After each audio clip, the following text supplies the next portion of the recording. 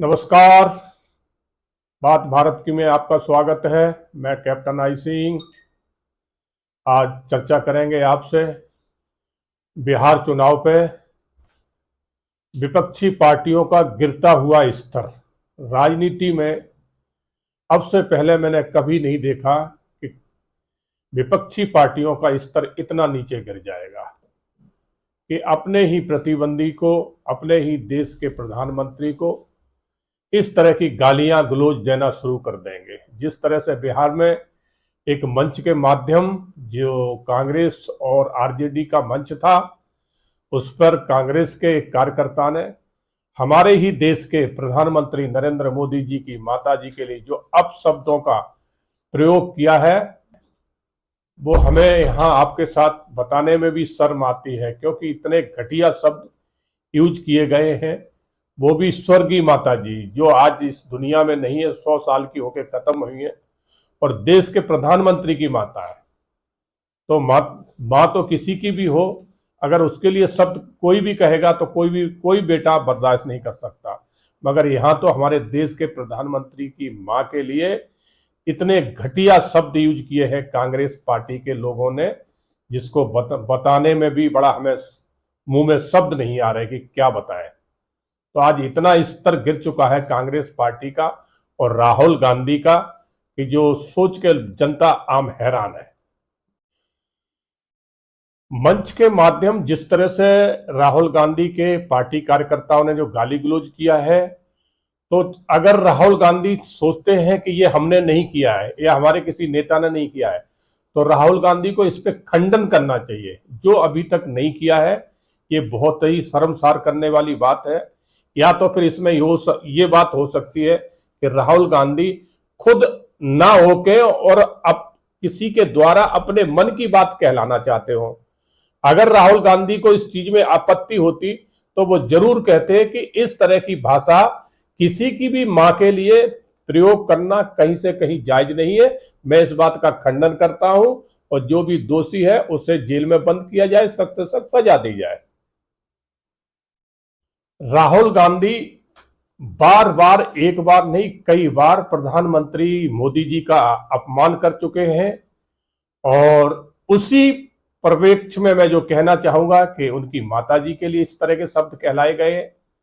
तो अगर राहुल गांधी की मंशा ऐसी नहीं थी कि उनकी माताजी को गाली न दी जाए, तो उन्हें उस बात का खंडन अभी तक कर देना चाहिए। जो आज 4 दिन हो गए राहुल गांधी ने इसके ऊपर मौन धारण कर रखा है, तो इससे जाहिर ये होता है कि इसमें कहीं ना कहीं राहुल गांधी की इसमें रजामंदी है, तभी वो खंडन नहीं कर रहे।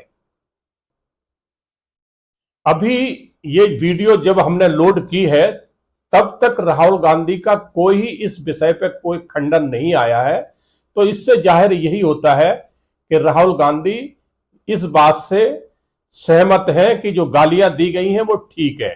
अगर वो इससे सहमत नहीं होते तो अभी तक खंडन जरूर कर देते। राजनीति का आज जिस तरह से स्तर गिरा है, ये कहीं ना कहीं इस चीज को जाहिर करता है कि क्या साफ सुथरी राजनीति हम नहीं कर सकते? क्या हम मुद्दों की राजनीति नहीं कर सकते? क्या देश हित की बात हम नहीं कर सकते? जिस तरह से आज राजनीति का स्तर दिन पर दिन गिराती जा रही है कांग्रेस पार्टी और राहुल गांधी, सबसे बड़ा इसमें राहुल गांधी का रोल है कि राहुल गांधी हर बार वो चर्चा करते हैं, वो बात करते हैं जिससे कहीं ना कहीं हमारे देश के ऊपर सवाल उठाते हैं, हमारे प्रधानमंत्री के सवाल उठाते हैं, और हमारी सेना को भी नहीं बख्शते, उसके ऊपर भी राहुल गांधी सवाल उठाते हैं। तो इससे ये लगने लगा है कि राहुल गांधी के पास अब कोई मुद्दे नहीं बचे हैं, सिवाय अब वो इस तरह की राजनीति कर रहे हैं और इस तरह की बौखलाहट है उनके अंदर कि वो सारी राजनीति के जो जितने एक सोच होती है समाज से जुड़ी, एक अच्छी सोच, वो राहुल गांधी के पास अब बची नहीं है, कोई मुद्दे बचे नहीं है। इसलिए राहुल गांधी अब सिर्फ उदंडता दिखा रहे हैं और हर चीज से दूर भाग रहे हैं। और सबसे बड़ी बात आज देखने वाली एक ये है कि आज राहुल गांधी जिस रास्ते पे चल रहे हैं, तो उन्हें उनकी पार्टी में कोई इस चीज को समझाने वाला नहीं है। और राहुल गांधी अगर गाली एक देते हैं तो उनके प्रवक्ता, उनके पार्टी के नेता गालियों की झड़ी लगा देते हैं।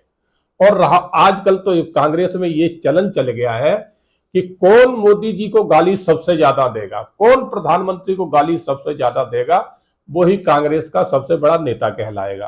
तो ये कांग्रेस में आजकल चलन चल रहा है। उनके प्रवक्ता भी अगर न्यूज चैनल पे आते हैं तो मैं देखता हूं कि वहां भी उनकी स्थिति यह है कि सिवाय वहां झूठ बोलना और प्रधानमंत्री को गाली देना, प्रधानमंत्री के किए हुए कार्यों को उन्होंने कहीं ना कहीं उनको झुटलाना, उनका विरोध प्रदर्शन करना। आज मैं अपनी बात को यहीं पर खत्म करता हूं। अगले एपिसोड में फिर आपके साथ एक नए मुद्दे के साथ, एक नए टॉपिक के साथ, एक नई सोच के साथ आपसे फिर मिलेंगे। तब तक के लिए जय हिंद, जय भारत।